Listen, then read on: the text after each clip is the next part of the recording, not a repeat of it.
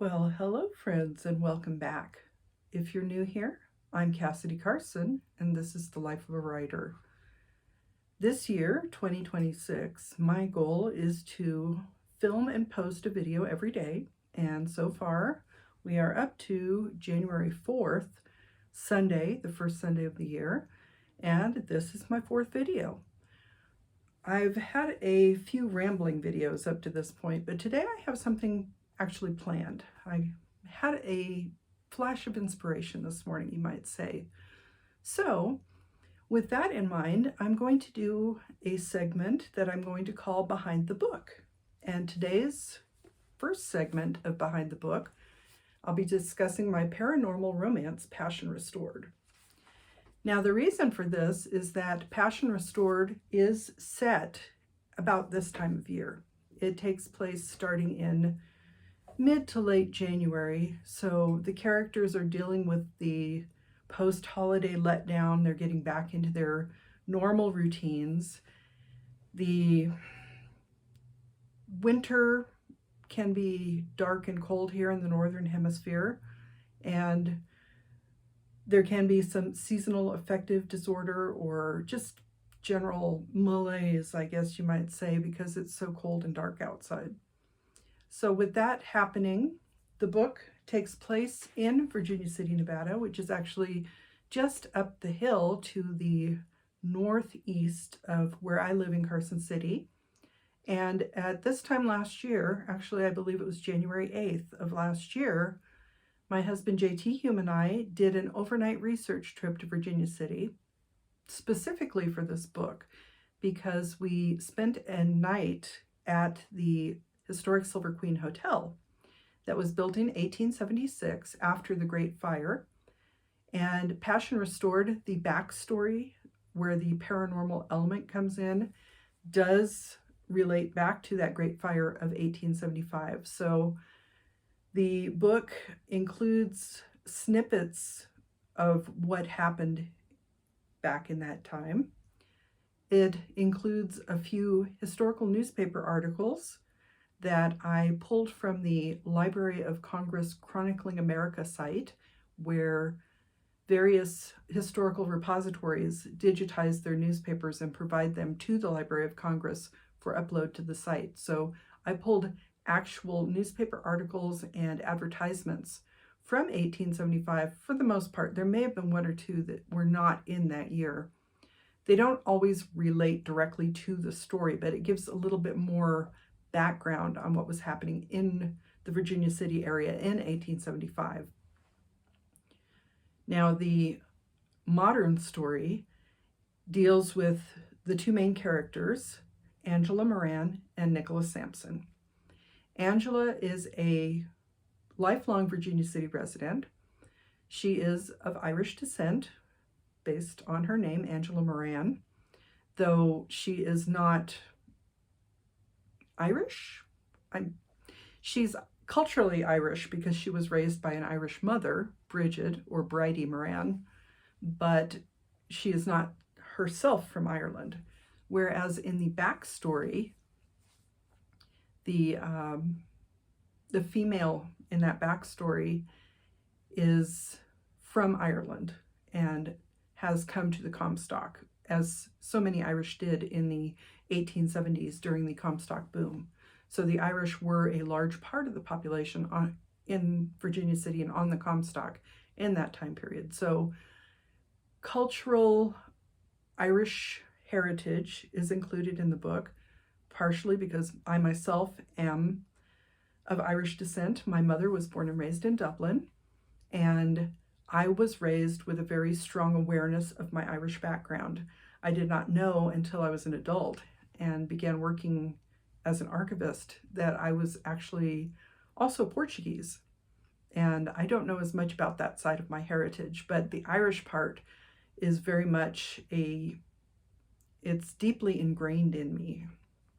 So I wanted to include that in the book. And the other reason I've included that in the book, and this plays into Angela and her mother and their relationship.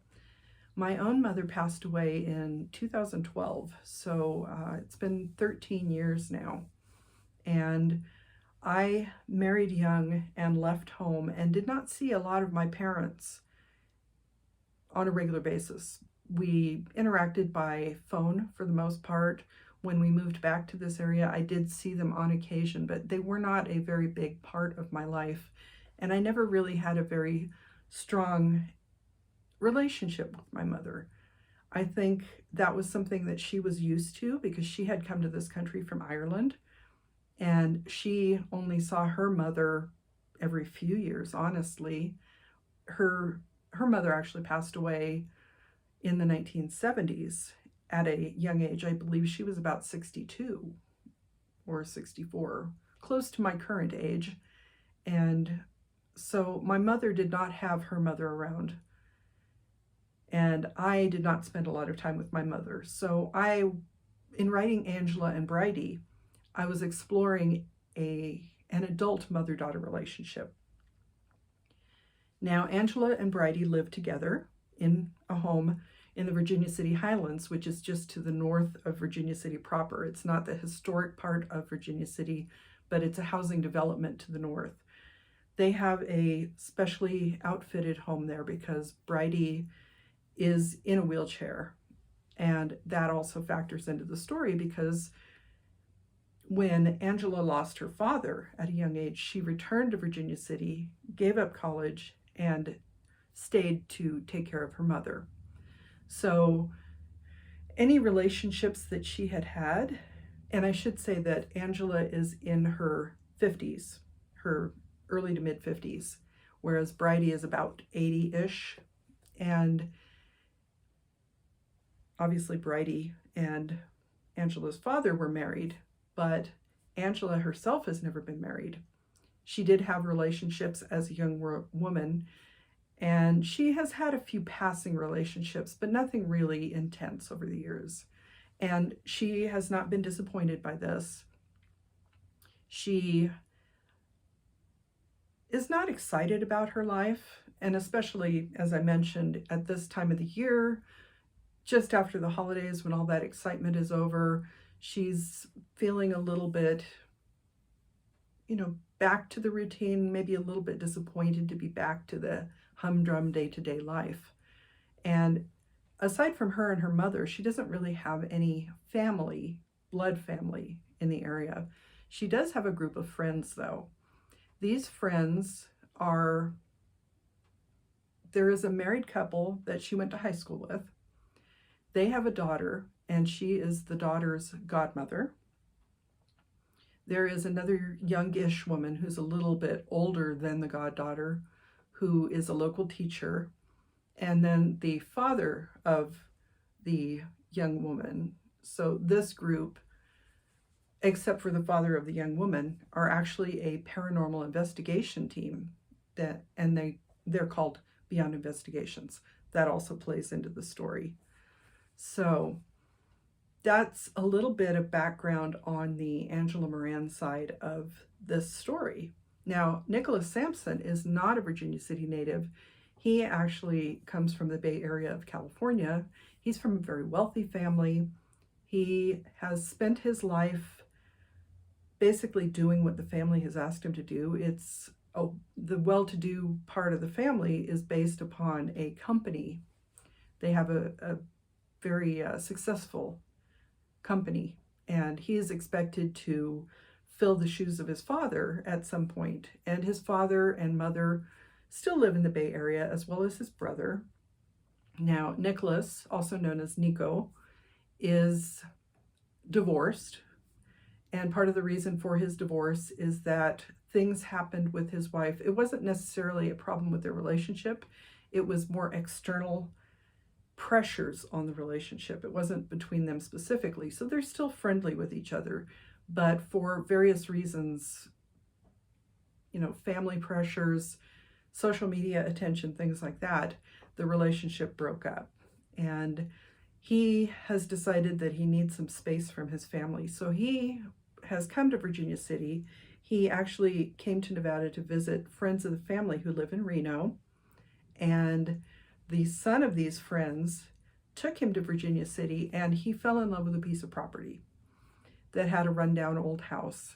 Now, The house that he purchases is not a real location. It's based in a specific part of Virginia City where the Great Fire of 1875 started.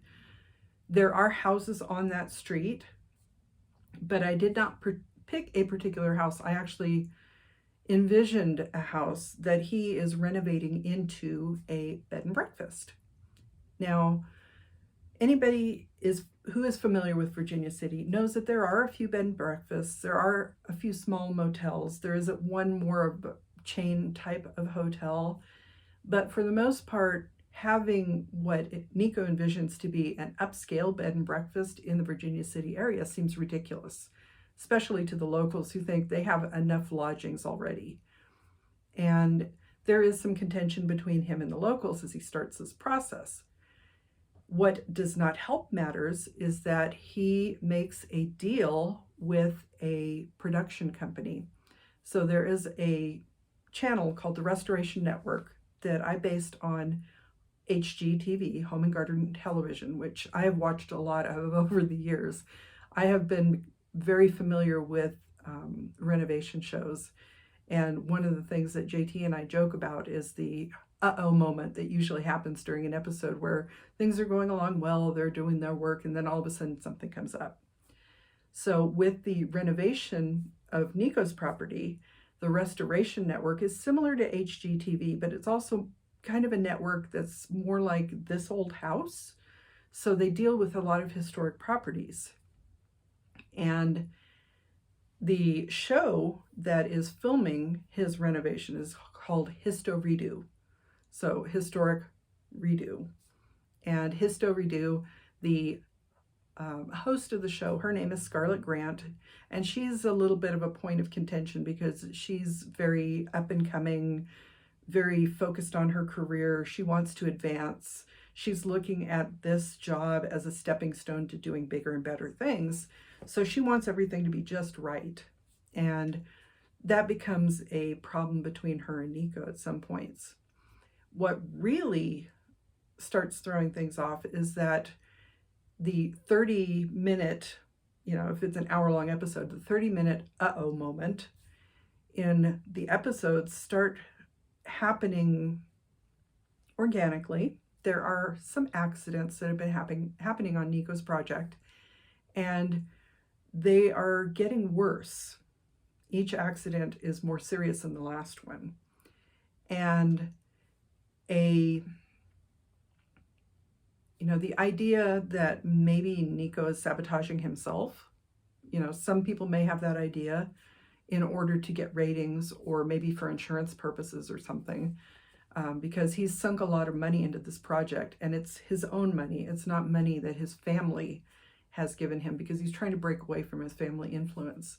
So the idea that maybe he is somehow sabotaging his project has occurred to some people. Now, this is all backstory. Most of this is not in the book itself, but the point where Nico and Angela meet, it's mid to late January. Angela has just left her job. She works at a place called the Bonanza Book Boutique. It's not a high-paid job. It's the off-season, so she's worried about paying her bills. Her mother has medical bills and things like that, so she's strapped for cash and she's struggling and she's worried and she's depressed because of the time of year, and it's winter and dark and the holidays are over. And she's been sent on an errand by her boss to go and pick up some mail from the post office. So the Bonanza Book Boutique is also not a real location. I can eventually do a post where I talk about the various locations of the book, but for right now, we'll just talk about the book and story itself. And she leaves that location because I do have a specific spot on the street where that building would be located, but she walks south down to the post office to pick up these packages for her boss. And she's walking along thinking, and she's not really paying attention, and she literally runs into something or someone. This is the meet cute moment between her and Nico, and the story takes off from there. So with that in mind, I will read you a little bit, very short snippet from the first chapter. This is after they've run into each other. Angela has literally been knocked off of her feet. She's fallen on the sidewalk. She's sore. Her ego is bruised. She doesn't really want to talk to Nico, and she knows who he is based on the fact that everybody in town does. It's a small town and everybody talks. Plus, there's the whole TV production going on. But she really doesn't want to deal with him. She feels like she has enough complications in her life, and she's not looking for a relationship. So here we are, chapter 1, a few pages in. Nico nodded at the saloon she'd just passed. Buy you a drink? No thanks, I need to get home. She readjusted her scarf and heavy bag. To the west, she noted the leading edge of an incoming storm obscuring the nearby peaks of the Virginia range. They were about to get snow for sure, so a relaxing night in her recliner was beginning to sound better and better. Just be more careful in the future, will you? Will do. He fell into step beside her. I didn't catch your name. That's because I didn't mention it. Now she felt rude. In the grand scheme of things, revealing her identity to this irritating man would cost her nothing. Angela Moran. Do you live in Virginia City, Angela? He matched his stride to hers as she sped up. Hereabouts. She stopped to face him, one hand on her hip and the other clutching the strap of her bag. Her knees and ego still smarting. I'm really not in the mood for idle chit-chat right now, if you don't mind. Good night, Mr. Sampson. Nico acted as though he hadn't heard. You don't seem like a local. Meaning you find our residents eccentric? That everything he'd done annoyed her was not a surprise after they'd quite literally run into each other. Don't be too quick to judge, Mr. Sampson. Living here takes a special kind of person, and I'm proud to be a native. Not many of us around. No offense intended. Your accent is just different from the others I've heard. His perfect teeth glinted in a nearby light as he smiled, though she noticed his eyes scanning their surroundings. I've only been here a few months, but I like what I see. The scenery's pretty. She chose not to respond to the obvious attempt at flattery. Why is this guy being so pushy? Even in a small town like Virginia City, she knew he could easily find more attractive women to keep him company. Of course, her apparent lack of interest might only inspire him to continue his pursuit. Some men just loved a challenge. As Angela tried to figure out how to ditch him, cheerful voices caught her attention. A sense of relief washed over her as she turned to find a couple of friends heading their way. Hello, Jen! Angela embraced Jen as though they hadn't seen each other just the day before. Jen glanced at Nico. Hello, Mr. Sampson. Good evening. Nico popped the collar of his denim jacket as he looked toward Jen's companion. All done for the day, Bud? Yes, boss. The house is locked up tight. Bud turned to Angela. Good to see you. Hi, Bud, she replied with a smile. She'd heard he was working on Sampson's project, so she wasn't surprised the two men knew each other. No secrets survived in a town as small as Virginia City. We're on our way to meet the Dunns for dinner. You should join us, said Jen as she locked arms with Angela. She again looked toward Nico. You're welcome to come along as well, Mr. Sampson. Nico glanced from Bud to Jen before meeting Angela's eyes. That sounds nice. Before Angela could excuse herself from what she felt sure could only become a catastrophic outing, her traitorous stomach growled. Embarrassment warmed her face until she glanced around to find that the others didn't seem to have noticed.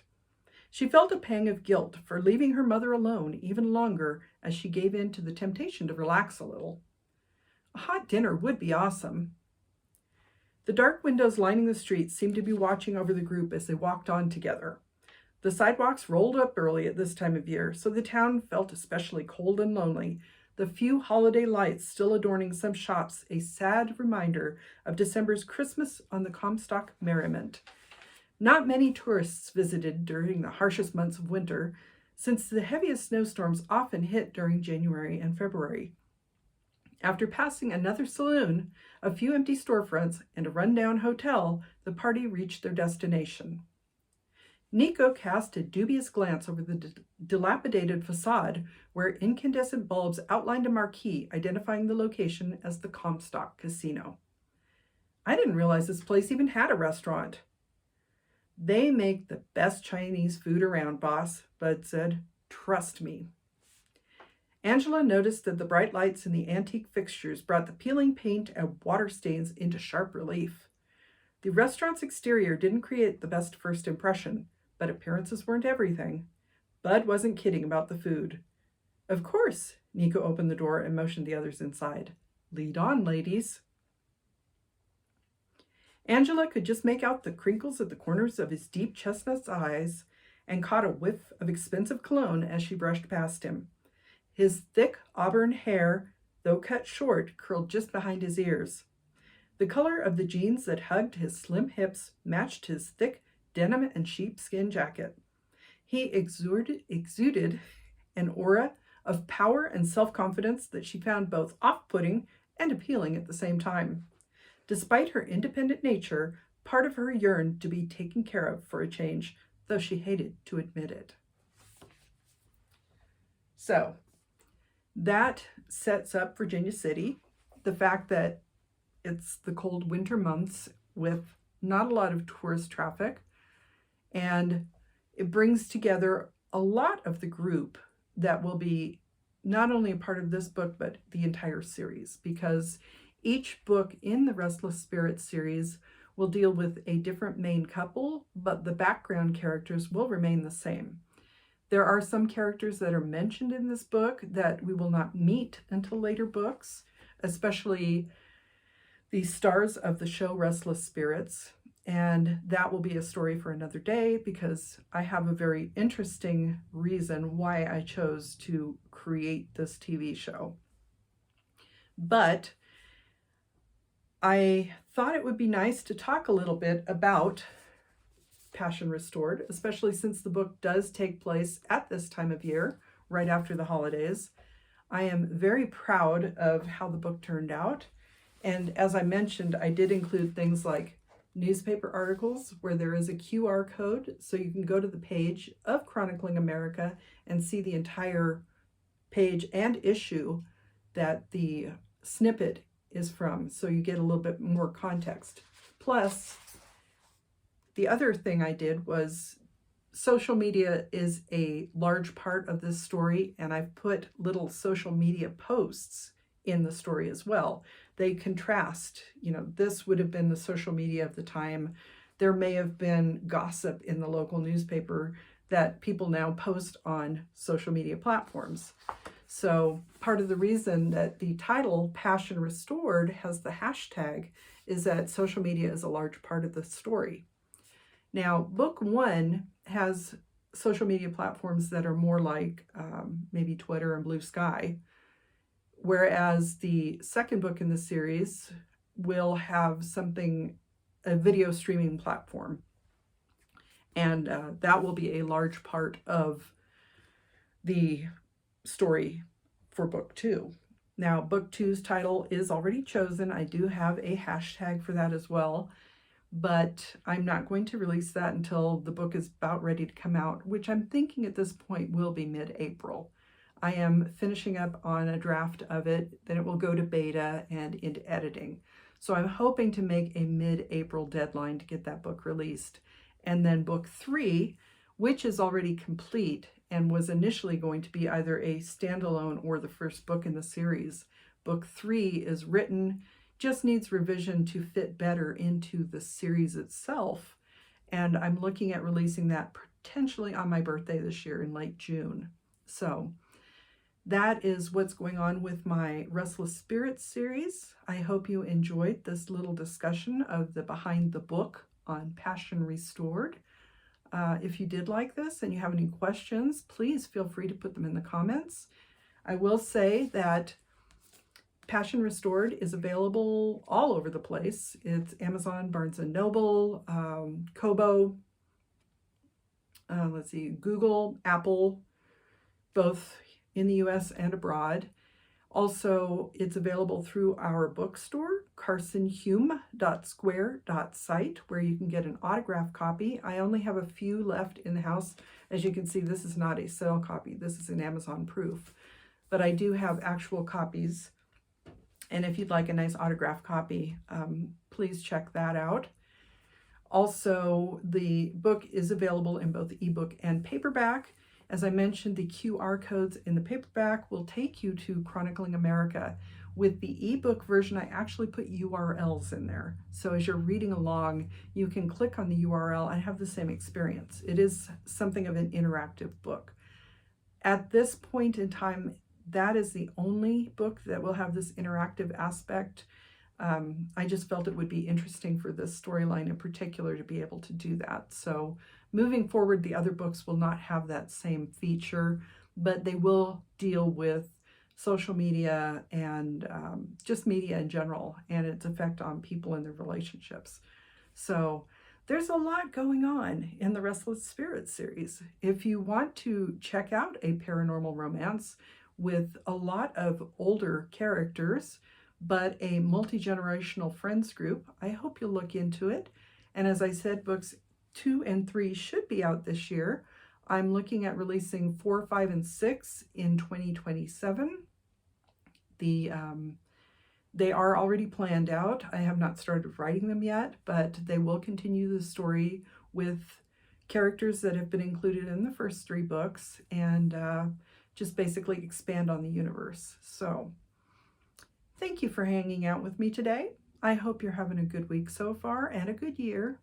2026 is off to a great start for us, and I hope the same for you.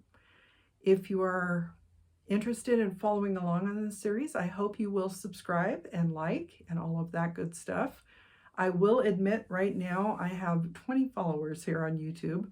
I'm hoping to pick up steam by doing these daily videos, but I'm also having fun just chatting about my life, as a writer, as a retiree from my day job, and all kinds of things that are going on with me and my husband and our little company.